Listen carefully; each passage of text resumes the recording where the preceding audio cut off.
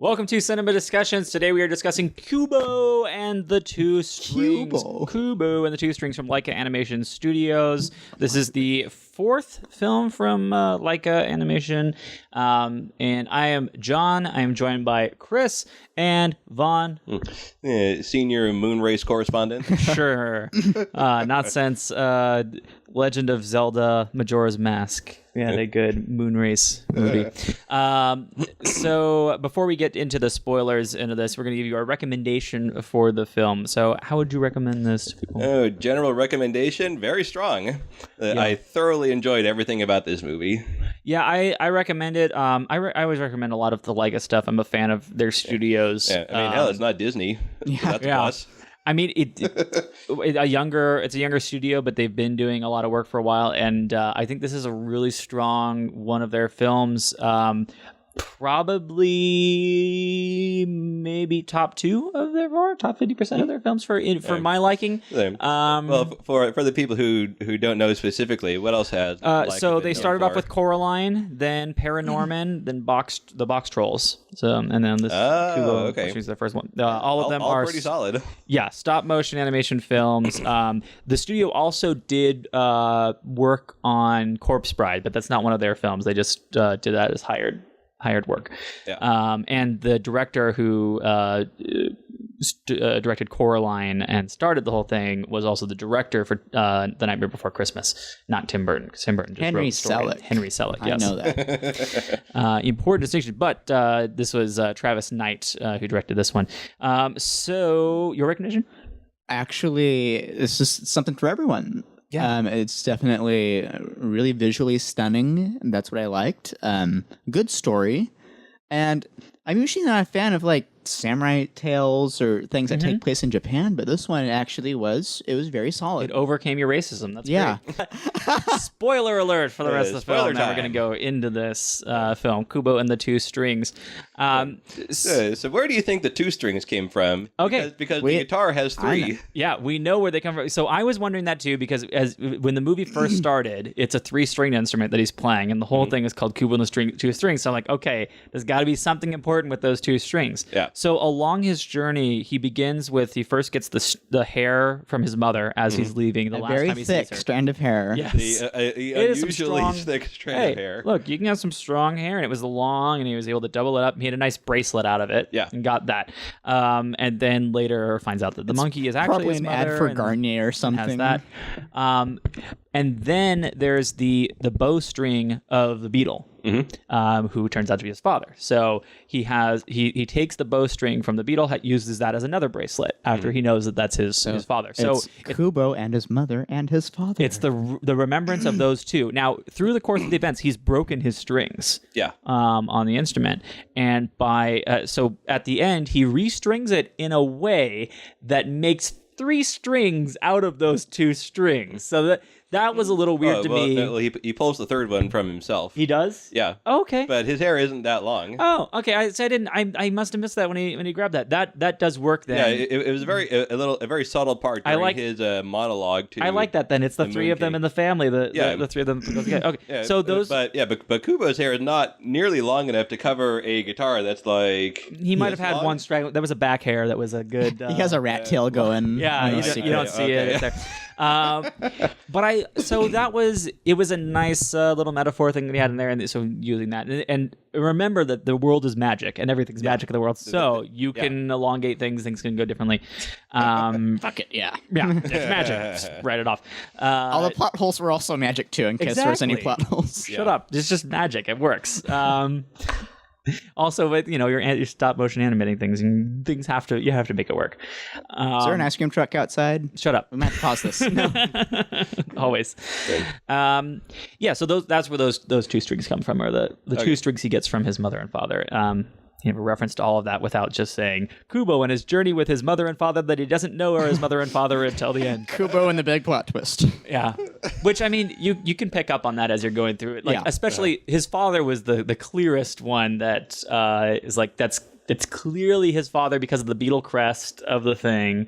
And after you find out who his mother is, that his mother's the monkey, and you're like, all right, all right, we got this. We know their father's there. But I mean, it's a good kid story in telling that, and not just a kid story, but a story told through the eyes of a kid.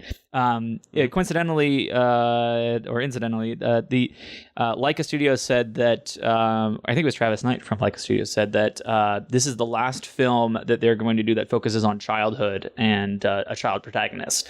So the next films are going to deal with adult protagonists. Not necessarily ever, but for right now, they did 4 films that dealt with this, and this one had a lot to do with getting over death and loss and doing that stuff. So each of their films deals with different childhood emotions. You know what? I'd like to see Pixar do the same thing, but like just make a really happy movie that's not like a tearjerker. Just generally happy movie that doesn't try to like force emotion in your face. No, I don't think they're going to do that. I wish they would. No, but they do different ones that have different levels of it in there, but they always have an emotional moment to it. Tearjerkers. Shut up with your Pixar hating. Let's just focus on Leica right now, okay? Can we just focus on this studio? One thing I always like about their movies is just the craft that they put into with the stop motion. I like it a lot. That stop motion is so beautiful, so well done, and just the idea that it's there. The water in the beginning was great, and just knowing the work that goes into making that, especially like the foam on the sand, seeing that, because like you can just, if you are like a child watching this movie, you would just think of this like any other 3D CGI animated film, and it's nothing that special. It's just like, oh, that's the water. I get it. But to think about the process of making that and how you have to do that and sculpting each frame of the motion of the wind against the water and the wave coming up, everything and the motion of that water in there was just so good. Probably the cool thing that if you stuck around for the credits, you see that little bit of how they created the skeleton monster. It's like, actual size, it probably about it was as tall giant as this because room. those figures are already big that they use. But the skeleton monster was to make the scale they had to make this like 8-foot tall model of it. And that was just the top half that they were showing us there, because they had to shoot it in sections for how big it was. Leica does that in I know they at least did it in the box trolls during the credits where they showed stuff, and it was actually Simon Pegg talking over it as well. But I always want to watch more of their behind the scenes footage, and I just found out that their studios is in Portland. So someday I'm gonna have to try to get a tour of that studio. Ask Leif. Maybe he knows. Everyone knows each other in Portland. Everyone does at some point. But this is also the first film where they were shooting 2 films at the same time, and they're saying they want to be able to put out 1 film each year. Though they're still a ways from that, because the real estate that it takes up to make these films, to shoot 2 at the same time, you have to have space for them, in addition to it just taking forever to do a frame at a time, in addition to rendering everything beforehand, because you need to do the previs rendering. So they're kind of doing an animated a CGI animated film in addition to the stop motion, just to get all the shots angled out and know what they're going to need in terms of figures. It's just crazy. But story wise, in this going into that, what'd you think of that? I like the story. I did. Yeah, I think it was good, solid thing. And I like the way that the storytelling aspect of Kubo's storytelling in the street then mirrored his whole journey. So he's kind of telling what's going to happen. I was so pissed off there wasn't a fire breathing chicken. I too was waiting for a fire breathing chicken. How do you let that fall through the cracks? They put it in there. They've set it up that there's a giant fire breathing chicken. Deleted scene. Waiting for a fire breathing chicken, and there wasn't. How do you miss that? But you got it. You got all these other things. Even if it was like an actual life-size chicken. Yeah, just a regular. Just a regular. Well, that kind of forced perspective thing. Like if he gets knocked down and then like opens his eyes up and sees this chicken and fire comes out beyond it, then you see that the fire's actually coming from like this firework or something else that's going there, and the chicken's just a normal sized chicken. It's this whole thing. Like that would have been a cool moment. Wait, that would have been fine. Yeah, that would have been great. So Charlize Theron's voice acting, I thought, was really good in the difference. I thought she was pretty flat. Yeah. Kind of flat for it, but I think that the way the direction was going, but I think it was nice that there was enough of a difference between her mother and the monkey. The monkey's slightly more forceful, and the mother's just depressed, and like that mother from American Beauty. It was kind of different. If it was points of the poor mom spends the whole time almost catatonic. Yeah, but it was segments of a personality, and her strength has been viewed into the monkey, and that side of her character of her nature was put into that. You don't really get to see difference on Matthew McConaughey's for Beetle. I think they could have picked somebody else other than Charlize Theron. I mean, like half the cast could have been actual Japanese people. Oh, absolutely. But they didn't. Yeah. The only person in the cast who is noticeably Japanese is George Takei. Yep. And he doesn't even have a character. No, I only heard one line. He was somebody in the crowd in the storytelling part in the beginning. Yeah, he was pretty much nothing. He still got big credit on there. Yeah, I think they could have done better with that. But I mean, aside from that, and aside from the all the white people, that's what only really brought down for me. But yeah, I think that could have been better. But still, I think I liked Matthew McConaughey's performance. Let me just tell you. The sisters are some of the creepiest things I've ever seen, and that was the two sisters so were awesome. really good. Yeah, Rooney Mara, always the sisters in that. God, that was. I wish horror movies would have. Who are their actors? Rooney Mara and Rooney Mara. They're twins. Yeah. So everyone was Rooney Mara in the movie. No need to cast two people in voice acting for twins. Even Charlize Theron was Rooney Mara. Their masks reminded me of Nightmare Before Christmas. The three trick-or-treaters. But specifically the girl, the trick-or-treaters, I can't remember, Lock, Shock, or Meryl. Yeah. But the mask reminded me of that. It was original. They had. It reminds me more of Brazil. The girl character, she had the very angular face and mask. Yeah. But it was a similar style of that. But what I liked most about that character, or at least the art direction on the character, was when the mask got cracked and you finally got to see her mouth moving. And so that she's not this ghostly visage. But it actually is, that there is a mask on there. Whenever they were on screen, it reminded me of this Japanese horror movie called Kwaidan, which is this anthology horror. It has that same level of suspense and atmosphere. And I'm really happy they got something that just really captured Japanese cinema, was just how great atmosphere is. Yes. That was a huge thing. Yeah, I think it's the thing where the art style works for that part of the storytelling, is they're able to capture that very well. And then, whenever the clouds were coming in, it reminded me of James and the Giant Peach when the rhino was coming. I was like,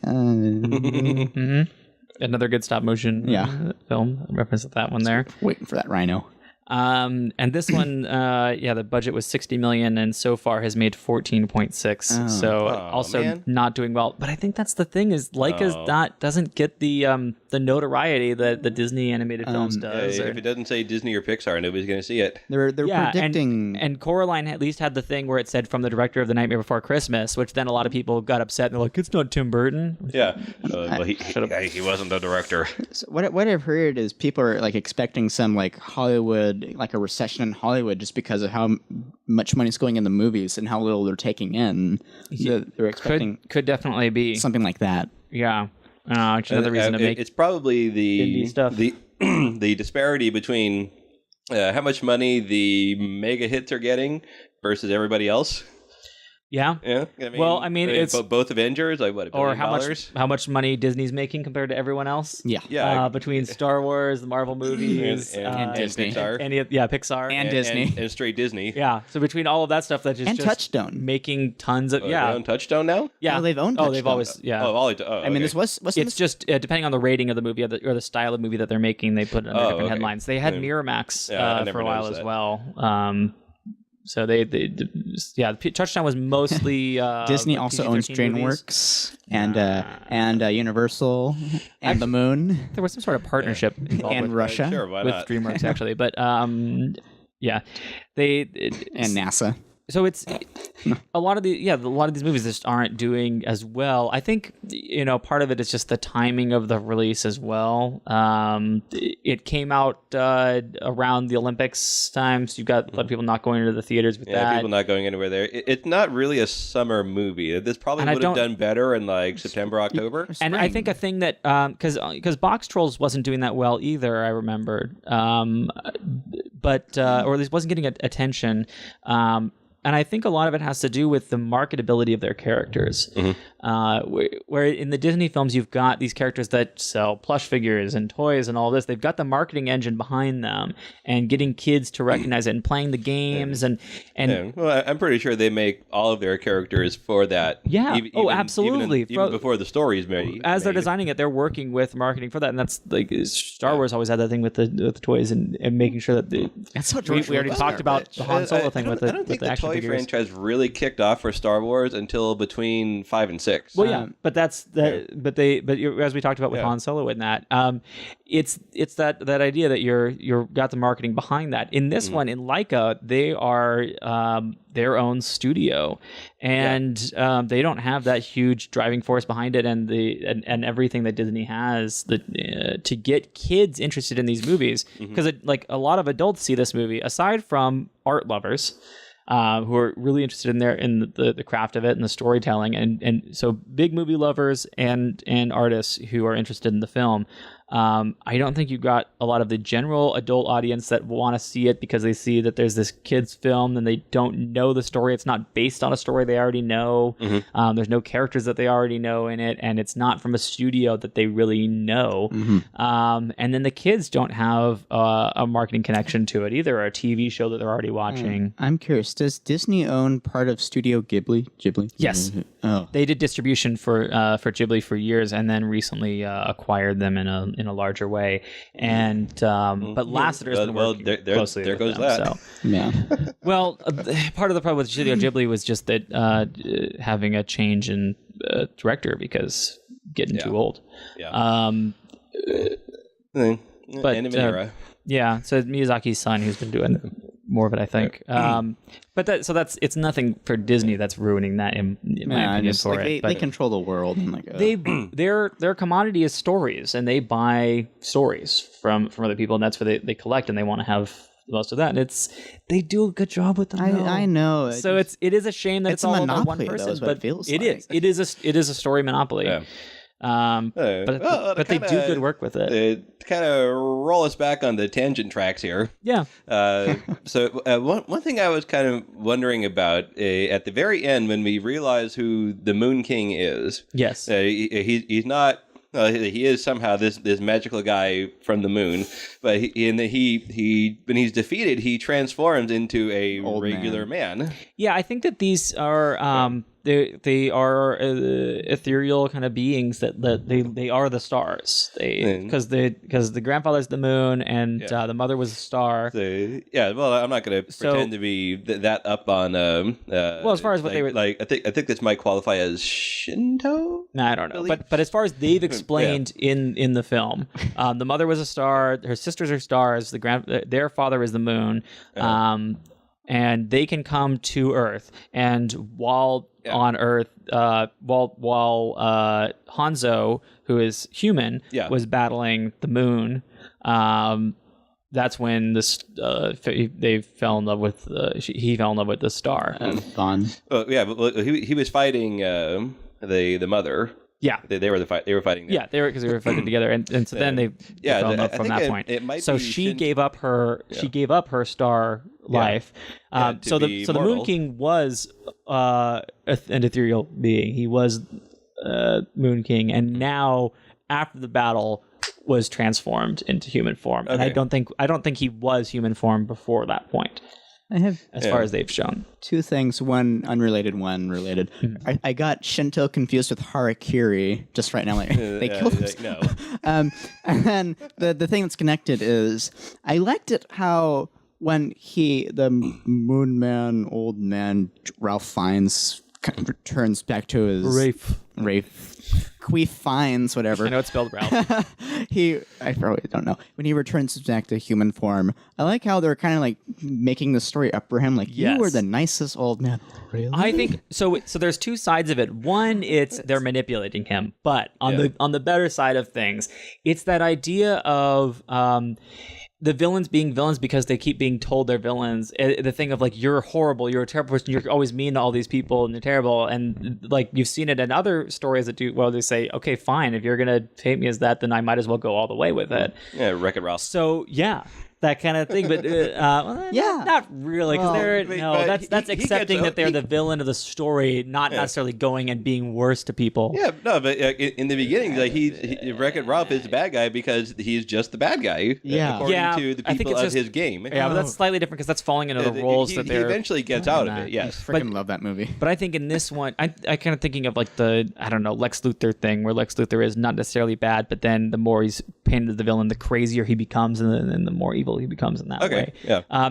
So they could have gone that route. When he says, I don't remember anything, the town could have turned on him and been like, you've been terrorizing us. You're a horrible person. You've been doing this. And then he'd be bad from that point on. Mm-hmm. But they had that opportunity. And the thought of maybe his good nature can win out here. He's not bad. He's just drawn that way. Yeah, but he's been in those circumstances that have put him towards that negative light. And circumcisions. If we listen more, can't take you anywhere. If you treat him as a nice guy, then his good nature can take over from that and still be good. It'd be interesting to meet up with him down the road if sometime he gets his memory back and be like, wait a second.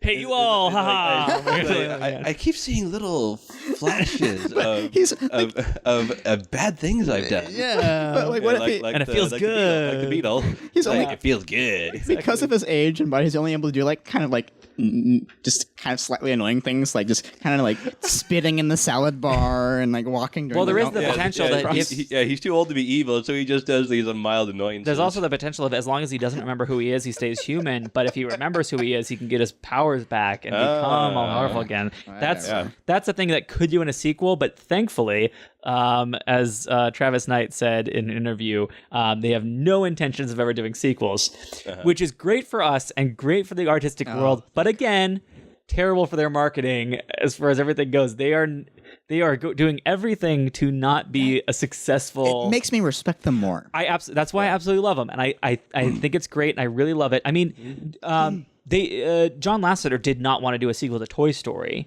and was never going to do a sequel to Toy Story, except that the deal that he had signed with Disney made it so that they were going to do one on their own. And so he came up with the story for Toy Story 2 so that Disney didn't do it. They were going to do a direct-to-video 2D animation sequel to Toy Story. Yes. So I do like, while it is annoying that Pixar does do sequels, they currently don't have any planned Finding Good Dinosaur. Yeah, they don't have any sequels planned past Incredibles. Dinosaur. Yeah.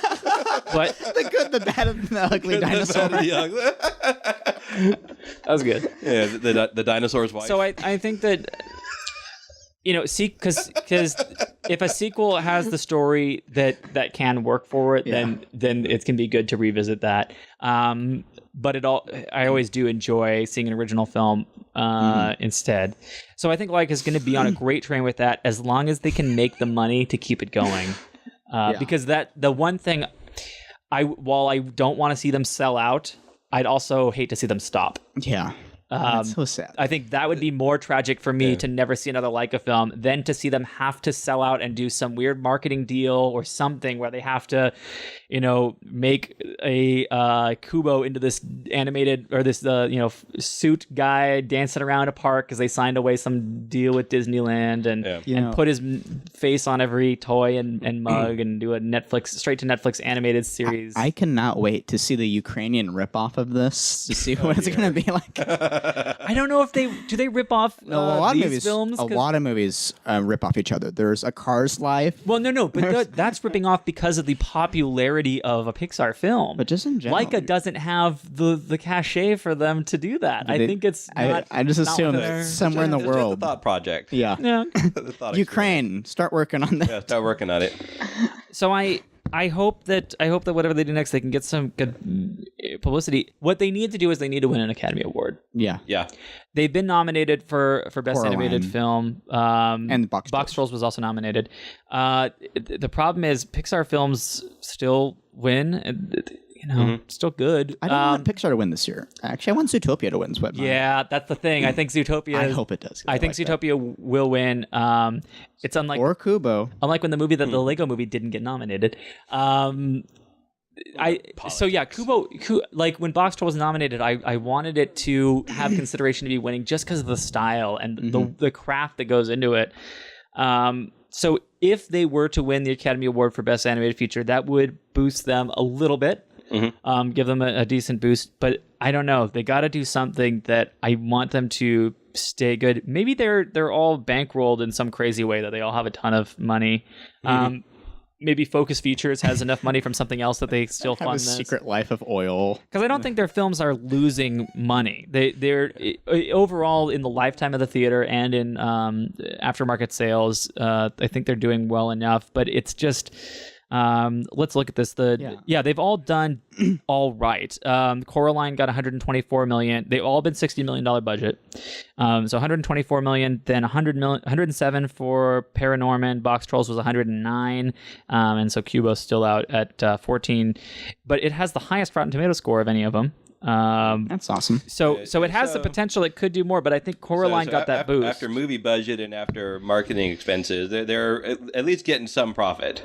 Yeah, they're getting some, but it's not as much as they need. That is a slim, slim margin. They can work in short films because that way they are talking about doing more shorts, and they also have a commercial side, but they've split off, and now that commercial side is a different company. But I think they still feed the same.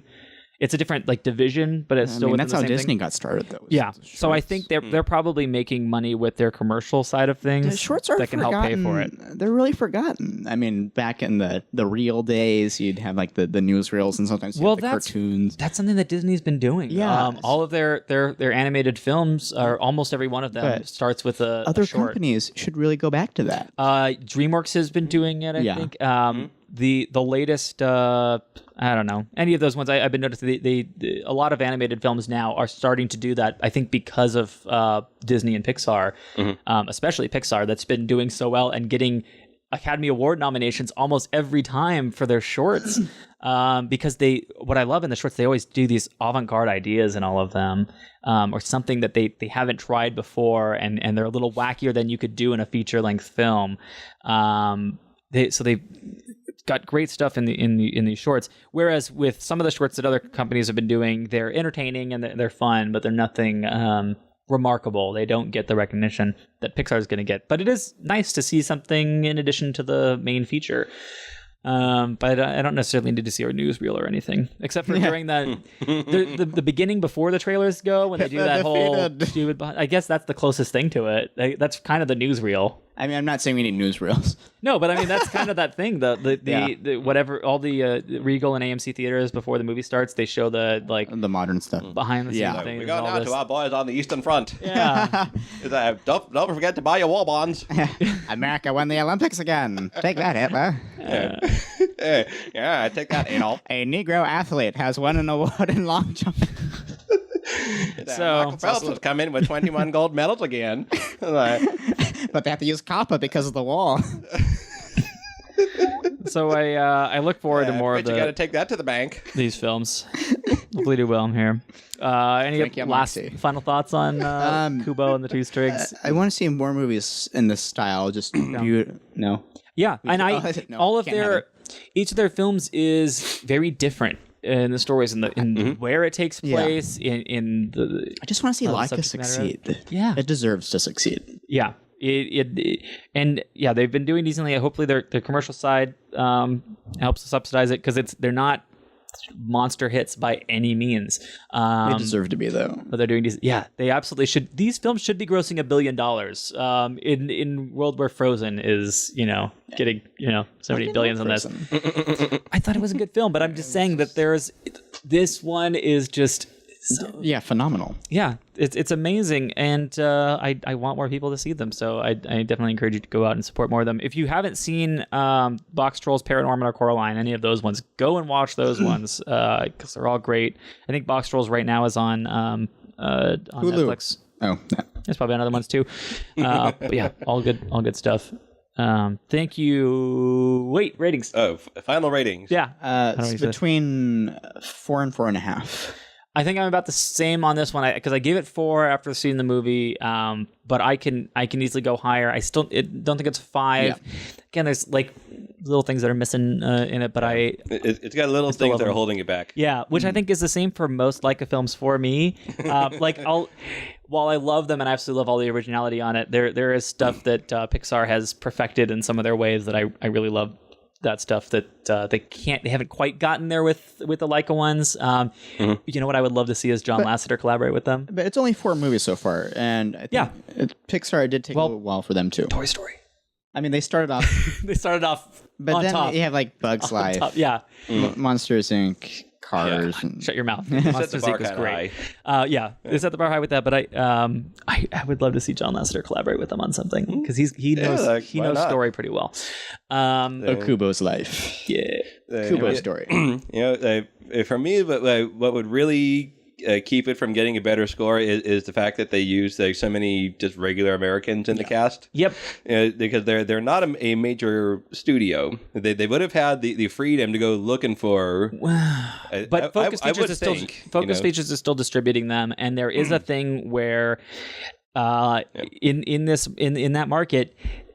Like we said, all of the things that count against them, the thing that counts for them is big name actors in the cast. And when you're trying to sell a movie in Hollywood, if you are a relatively unknown studio that is doing a story that is based off of a story that we've never heard of before and has no tie-ins to anything else, you're going to say we're going to put unknowns in the cast? Well, okay. And at that point, they're like, we are not funding this. There's no way. Yeah. Well, how about this? If they can afford Charlize Theron, Ralph Fiennes, Matthew McConaughey. I'm fine with Ralph Fiennes. And George Takei, they could at least afford to make George Takei the villain. Give him a bigger part. Yeah, what I would have done with this is Matthew McConaughey's been having a great role with this. I say keep Matthew McConaughey, keep Ralph Fiennes, recast Charlize Theron, and give George Takei. Rooney Mara is all right. Rooney Mara. Keep Rooney Mara. She was great. Yeah, I like the sisters. Yeah. I mean, you could even. I love Matthew McConaughey in it, but you could probably get a good performance out of another actor too. Yeah, you might be able to get that out of somebody else. But especially having a Japanese cast would have been great with it. Or a black cast. I mean, more diverse. I mean, it's diverse, but it's still not perfect. It's missing the point of it's Japanese. You're missing the point here. It's the one idea of we're all diverse here, but you're still. But we're not equal. It's like trying to do a remake of Roots and casting or the Color Purple, but you have all Indian Bollywood. Well, you get Bollywood actors, but put them in blackface. You're not missing just because it's not white people in it. It's still not right. Well, that's what they did in the in the Japanese King Kong movie. So what's your star rating? They were all Japanese people playing the Islanders in blackface. It was ridiculous. Oh. So anyway, I'll give it a weak 4. Okay. All right. It really could have been something amazing. Yeah. Amazing. Yeah, I still really like it. It's just it is better than most of the other stuff I've seen from other animations. Yep. So we still approve it. Oh, here's another thing. I forgot this from the 4. The studio is owned by Nike co-founder Phil Knight.